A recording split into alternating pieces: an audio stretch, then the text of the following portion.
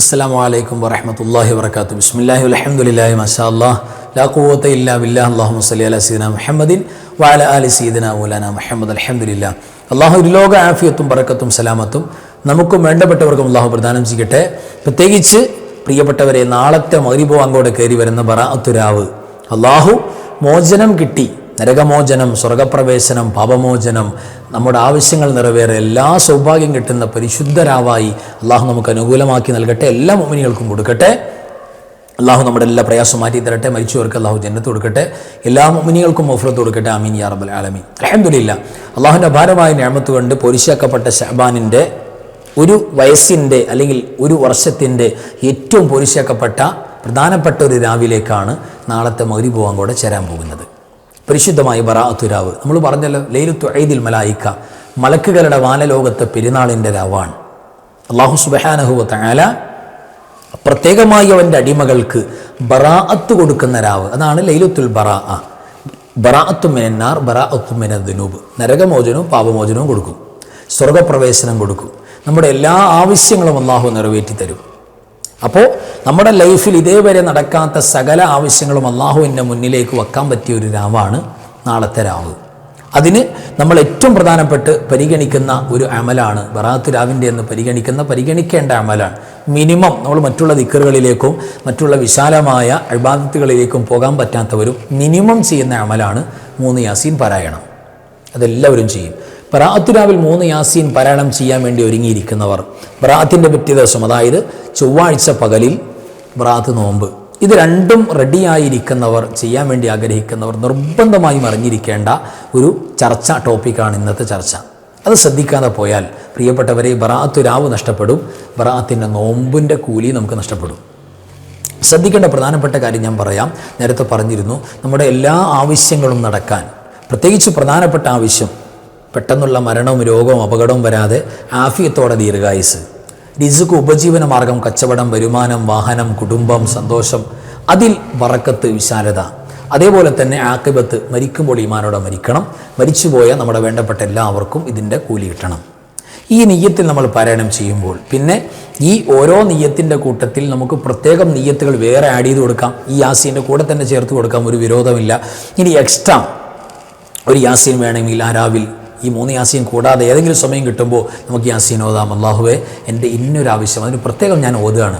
ദിമാ കൊരിയത്ത് ലഹു, എന്ത് ആവശ്യമാണോ ഓതുന്നതിന് മുമ്പ് വെക്കുന്നത് അത് വീട്ടപ്പെടും എന്ന് പുണ്യ റസൂൽ സ്വല്ലല്ലാഹു അലൈഹി വസല്ലം. അപ്പോൾ ഖളാഉൽ ഹാജ, നമ്മുടെ ഹാജത്തുകൾ വീട്ടപ്പെടാൻ അള്ളാഹു സംവിധാനിച്ച സൂറത്താണ് സൂറത്ത് യാസീൻ. അത് ആവശ്യങ്ങൾ നിറവേറാനുള്ള പ്രത്യേക സൂറത്താണ്. അപ്പോൾ ആവശ്യങ്ങൾ മുന്നിൽ വെച്ചുകൊണ്ട് നമ്മൾ പാരായണം ചെയ്യും. അല്ലെങ്കിൽ 3 യാസീൻ ഏതായിരുന്നാലും നമ്മൾ ഓതും. അത് ഓതുന്നവർ മസ്റ്റായിട്ടും പ്രിയപ്പെട്ടവർ, പരിശുദ്ധമായ ഖുർആനിൻ്റെ ഖൽബുൽ ഖുർആൻ, ഖുർആനിൻ്റെ ഹൃദയമാണ്, ഹാർട്ടാണ് എന്ന് പറഞ്ഞിരിക്കുന്ന സൂറത്താണ് സൂറത്ത് യാസീൻ. ഈ സൂറത്ത് യാസീൻ ഖുർആനിൻ്റെ 36ാമത്തെ സൂറത്താണ്. വളരെ ഇമ്പോർട്ടൻ്റായ, ഏറ്റവും കൂടുതൽ മുസ്ലിം ഉമ്മത്ത് പാരായണം ചെയ്യുന്ന സൂറത്താണ്. 83 ആയത്തുകളാണ്. ഈ 83 ആയത്തിൽ ഏതെങ്കിലും ഒരു ആയത്ത് അല്ലെങ്കിൽ ഒരു അക്ഷരം അതിൽ നിന്ന് മിസ്സായിപ്പോയി, നമ്മൾ തിരക്ക് പിടിച്ച് ഓതിയപ്പോഴോ അല്ലെങ്കിൽ കൂട്ടമായി ഓതിയപ്പോൾ പലപ്പോഴും നമുക്ക് ചില ആയത്തുകളുടെ കഷണങ്ങളൊക്കെ നഷ്ടപ്പെടും. അപ്പോൾ നമ്മൾ ഒരുമിച്ച് പള്ളിയിൽ നിന്ന് എല്ലാവരും കൂടെ ഒരുമിച്ച് ഓതുകയാണ്. പക്ഷെ ഓതുന്നത് നമ്മൾ ഓരോരുത്തരായിരിക്കണം, ഇരിക്കുന്നത് നമ്മൾ ഒരുമിച്ചാണ്, ഓതുന്നത് ഓരോരുത്തരും ഓതണം. ഇപ്പോൾ കൂട്ടത്തിൽ ഇങ്ങനെ എല്ലാവരും യാസീൻ ഓതുമ്പോൾ ചില ഭാഗത്ത് നമുക്ക് ചുമയുണ്ടാകും, നമ്മൾ ഉമിനീരിറക്കാനുണ്ടാകും, ശ്വാസം വിടാനുണ്ടാകും. അപ്പോൾ മറ്റുള്ളവരെന്ത് ചെയ്യും, ആയത്ത് ബാക്കിയാണ്ട് ഓതി പോയിട്ടുണ്ടാകും. അപ്പോൾ അതിൻ്റെ കൂട്ടത്തിൽ കൂടി കൊടുക്കും. ചില ആയത്തിൻ്റെ കഷണങ്ങൾ, ഒരു ഹർഫിൻ്റെ കഷണം നഷ്ടപ്പെട്ടാലും യാസീൻ ബാത്തിലാവും, യാസീൻ നഷ്ടപ്പെടും. അതുകൊണ്ട് പ്രിയപ്പെട്ടവരെ, ഓരോരുത്തരും ഓതണം. നമുക്ക് പ്രൈവറ്റായിട്ട് കിട്ടണം യാസീനിൻ്റെ ഓരോ അക്ഷരങ്ങളും. അപ്പോൾ 83 ആയത്തിൽ ഒരു ആയത്തോ ഒരു ഹർഫോ, 3000 ഹർഫുണ്ട് സൂറത്ത് യാസീനിൽ, 3000 അക്ഷരം. ഒരു അക്ഷരം നമ്മുടെ കയ്യിൽ നിന്ന് പോയി, അല്ലെങ്കിൽ അക്ഷരം വേറെയായി പോയി എന്നാൽ പ്രശ്നമാണ്. അപ്പോൾ അതുകൊണ്ട് ഒരു മര്യാദയിൽ, ഒരു അദബിൽ, അല്ലെങ്കിൽ ഖിറാഅത്തിൽ, തജ്വീദിൽ ഒരു പോരായ്മയും വരാത്ത തരത്തിൽ നമ്മൾ പാരായണം ചെയ്യണം. അത് പാരായണം ചെയ്യുമ്പോൾ തീർച്ചയായും, ഇപ്പോൾ തുടക്കം ഒരൊറ്റ ഉദാഹരണം പറയാം, ഓരോന്ന് പറഞ്ഞാൽ ഒരുപാട് പറയാനുണ്ട്. ഒറ്റ ഉദാഹരണം, യാസീൻ സൂറത്ത് സാധാരണ തുടങ്ങുന്നത് ഔദു ബിസ്മിയൊക്കെ ചൊല്ലിയിട്ട് നമ്മൾ സാധാരണ ഓതുന്നത് യാസീൻ വൽ ഖുർആനിൽ ഹക്കീം ഇന്നക ലമിനൽ മുർസലീൻ, അങ്ങനെ തുടങ്ങുന്നത്. യഥാർത്ഥത്തിൽ ഈ തുടക്കം തന്നെ ബാത്തിലാണ്. കാരണം യാസീൻ എന്ന് പറയുന്ന ആ ഒരു പരിശുദ്ധ ഖുർആനിൻ്റെ സൂറത്ത് യാസീനിൻ്റെ ഖുർആൻ്റെ ഹൃദയത്തിൻ്റെ ആദ്യ ഭാഗം, ആ ഒരു ആയത്തുണ്ടല്ലോ, യാസീൻ എന്ന് പറയുന്ന ആയത്ത്, അതിൽ യഥാർത്ഥത്തിൽ നമുക്ക് നിർബന്ധമായും അതിനെ പരിഗണിക്കേണ്ട ഖിറാഅത്ത് നബി സല്ലല്ലാഹു അലൈഹി വസല്ലം തങ്ങൾക്ക് ജിബ്രീൽ സ്വല്ലല്ലാഹു അലൈഹി വസല്ലം ഓതിക്കൊടുത്ത ആ ഒരു ശൈലി, അതാണ് തജ്വീദ് അല്ലെങ്കിൽ ഖുർആനിൻ്റെ പാരായണ ശാസ്ത്രം നിയമം. ആ നിയമം പാലിക്കാതെയാണ് ഒന്നാമത്തെ ആയത്ത്, ബാത്തിലാവും, കൂലി നഷ്ടപ്പെടും. അപ്പോൾ യാസീൻ എന്ന് പറഞ്ഞുകൊണ്ട് യാസീൻ വൽ ഖുർആനിൽ ഹക്കീം, നമ്മൾ ഭയങ്കര സ്പീഡിലാണ് പോകുന്നത്. ഓതി കൊടുക്കുന്നവരും അങ്ങനെയാണ്. പലപ്പോഴും പള്ളികളിൽ പോലും ഭൂരിഭാഗം ഓതുന്നത് യാസീൻ വൽ ഖുർആനിൽ ഹക്കീം എന്നാണ്. പക്ഷെ നമ്മൾ ആ സീനിൻ്റെ ഭാഗത്ത് പ്രിയപ്പെട്ടവരെ നിർബന്ധമായും നമ്മൾ അവിടെ മദ് കൊടുക്കണം, നീട്ടൽ കൊടുക്കണം. യാസീൻ, നമ്മളൊക്കെ ഗൾഫിൽ ഖിറാഅത്തൊക്കെ കേട്ടിട്ടില്ലേ? അല്ലെങ്കിൽ ഖിറാഅത്ത് കൃത്യമായിട്ട് അറിയാവുന്ന തജ്വീദ് അറിയാവുന്ന ഉസ്താദുമാരുടെ ഖിറാഅത്ത് കേട്ടിട്ടില്ലേ? അങ്ങനെയാണ് യാസീൻ വൽ ഖുർആനിൽ ഹകീം, നല്ല മനോഹരമായിട്ട് യാസീൻ. അത് അത്യാവശ്യം നീട്ടിയിട്ടാണ് പറയുന്നത്, സാധാരണക്കാർക്ക് വേണ്ടിയാണ് പറയുന്നത്. അപ്പോൾ യാസീൻ വൽ ഖുർആനിൽ ഹകീം അങ്ങനെ ഓതുന്നവരുണ്ട്. യാസീൻ, യാ ആദ്യം അങ്ങോട്ട് നീട്ടും, അതും ശരിയല്ല, അതും ബാത്തിലാണ്. അപ്പോൾ യാസീൻ എന്നതും ബാത്തിലാണ്. യാസീൻ വൽ ഖുർആനിൽ ഹകീം അതും ശരിയല്ല. അപ്പോൾ യാസീൻ വൽ ഖുർആൻ, കാരണം അന്നത്തെ രാവിൽ പ്രിയപ്പെട്ടവരെ നമ്മുടെ ലൈഫിൽ കിട്ടാവുന്നതിൽ ഏറ്റവും മുഞ്ചുള്ള രാവാ, കിട്ടാവുന്ന ഏറ്റവും പ്രധാനപ്പെട്ട ആ ദിവസം ഖുർആനിൻ്റെ ശ്രേഷ്ഠത കിട്ടില്ല എന്ന് മാത്രമല്ല, വൽ ഖുർആനു യൽഅനുഹു, ഖുർആൻ ശപിക്കുന്ന ആളുകളാകാന്ന് പറഞ്ഞാൽ ആ യാസീൻ കൊണ്ട് നമ്മൾ പരാജയപ്പെട്ടു പോകും. ഒരിക്കലും ഉണ്ടാകാൻ പാടില്ല. അത് മരിച്ചവരുടെ ഖബറിലേക്ക് നമ്മൾ ഹദിയ ചെയ്താൽ അവർക്കും വിഷമല്ലേ?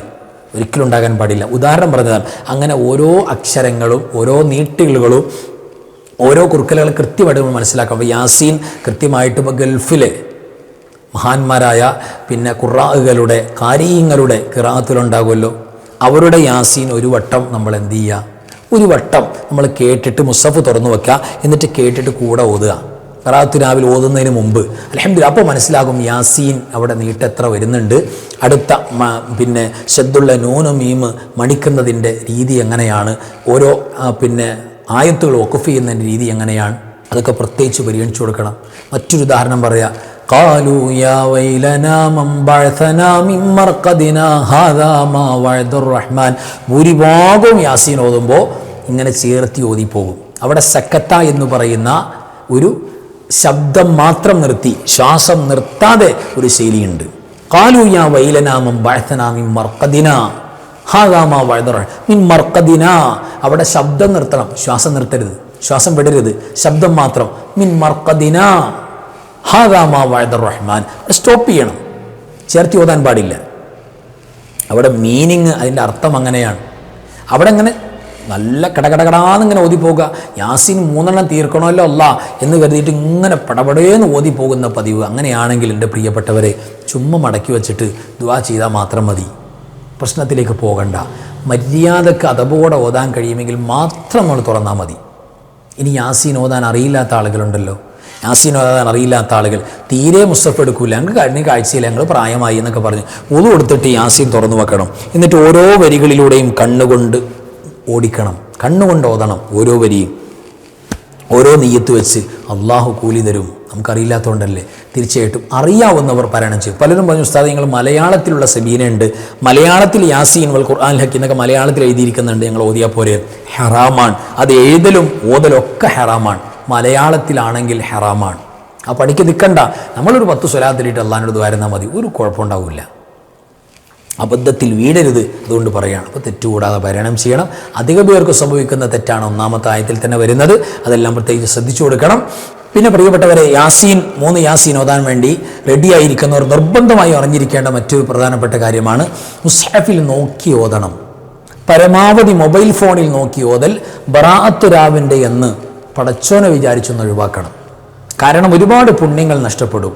പള്ളിയിൽ പോലും നമുക്ക് വേദന തോന്നിയിട്ടുണ്ട്. ആയിരക്കണക്കിന് മുസ്ഹഫുകൾ ഷെൽഫിൽ അങ്ങനെ ഇരിക്കുക, ഒരുപാട് പേര് വഖഫ് ചെയ്ത കൂലിയും പ്രതീക്ഷിച്ച് അതിൻ്റെ താഴെ എന്നിട്ട് ഫോണിൽ ഇങ്ങനെ തോണ്ടി ഓതുക എന്ന് പറയുന്നത്, എൻ്റെ പ്രിയപ്പെട്ടവരെ, അത് അല്ലാഹു സുബ്ഹാനഹു വ തആല നമുക്ക് ചെയ്തിരിക്കുന്ന വലിയൊരു നിഅമത്താണ്.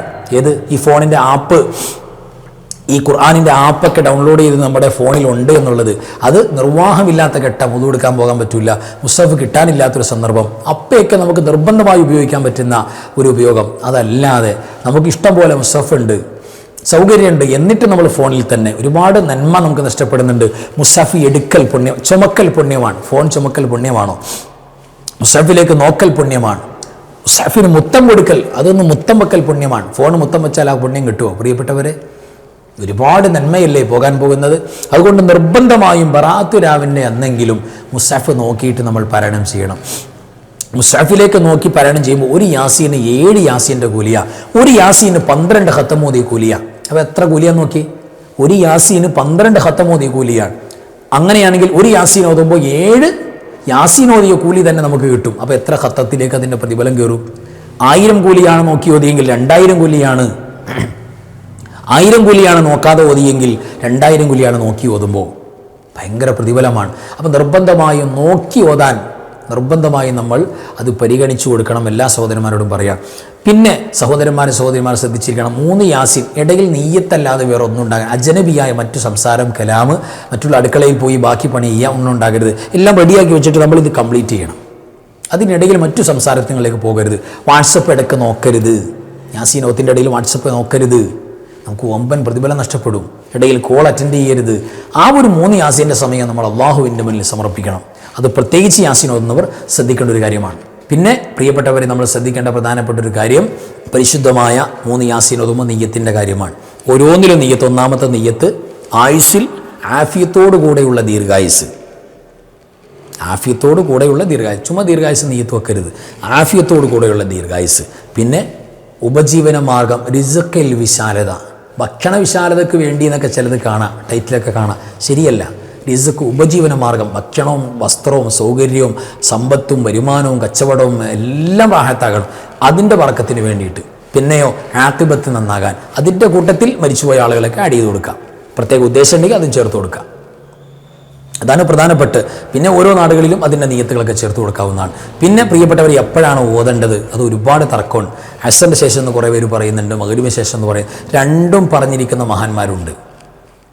രണ്ടും. അതിലേറ്റവും എഫക്റ്റീവായത് മഗ്‌രിബിന് ശേഷമാണ്.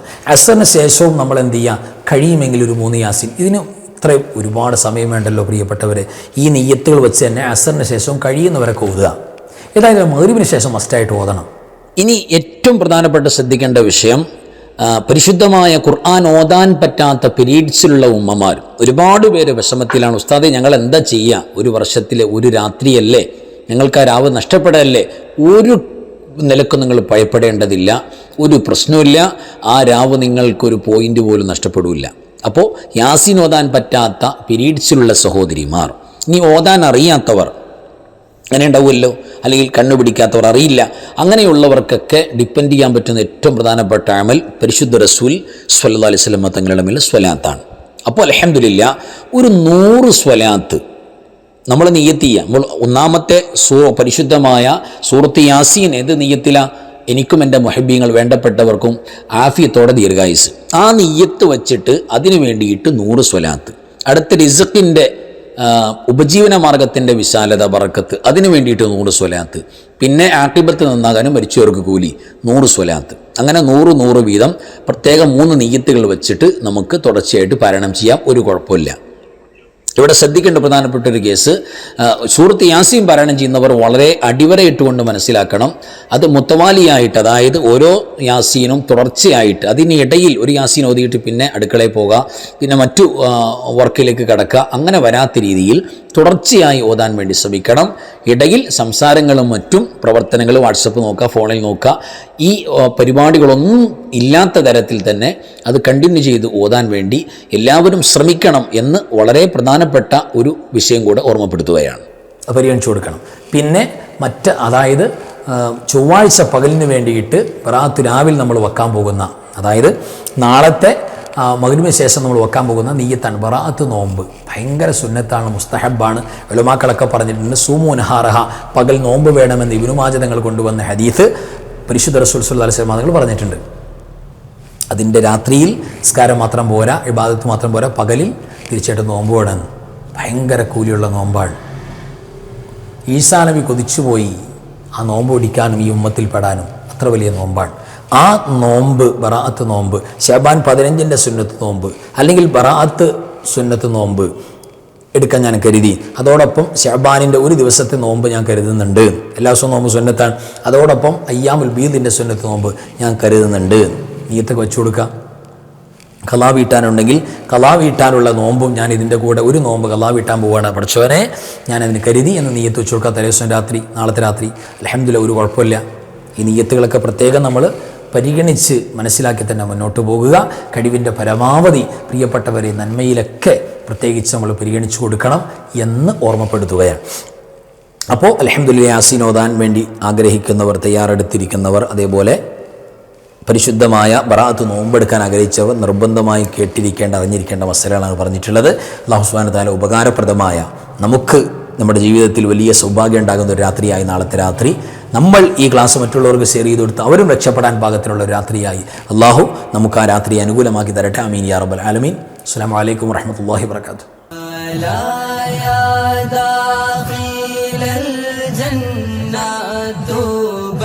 بشرنا بما فيها